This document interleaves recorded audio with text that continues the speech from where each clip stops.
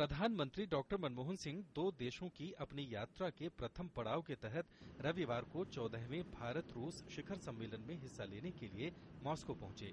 Doctor Singh ने कहा कि दोनों देश द्विपक्षीय रणनीतिक साझेदारी को मजबूत करने की दिशा में बातचीत करेंगे।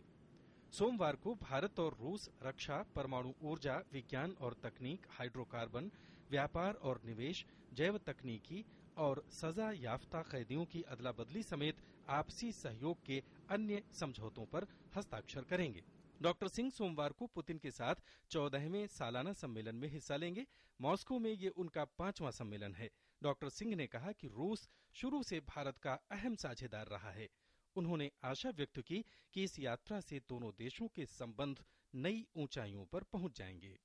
India and Russia share a privileged special partnership, and this is the 14th summit that is taking place. We are going to review our partnership and its progress in diverse fields such as the atomic energy, defense cooperation, space cooperation, science and technology, trade and investment, and also review the international and regional developments, how they impact on our two countries, how we can work together to keep the world safe for peace and prosperity. प्रधानमंत्री सिंह ने कहा कि इस यात्रा से दोनों देशों के संबंध मजबूत होंगे और भारत के विकास, समृद्धि तथा स्थिरता वाले बाहरी माहौल में विकास के लिए नए अवसर पैदा होंगे। इन सहमति पत्रों के बारे में रूस में भारत के राजदूत अजय मल्होत्रा ने बताया कि दोनों देश अहम समझौतों पर हस्ताक्षर करेंगे। We will be signing a few agreements in areas such as energy efficiency, science and technology.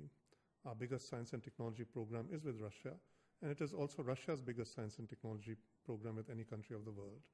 Also a treaty on sentenced persons, how they should be handled. We would also be signing a few other documents. There would also be a joint statement that would be issued. There will be an MOU on biotechnology and so on. So there would be several of these documents that would be signed. Bharat और रूस के बीच वर्ष 2000 में शिखर वार्ता की शुरुआत हुई थी और अब तक दोनों देशों के संबंधों के लिहाज से ये काफी महत्वपूर्ण रहा है।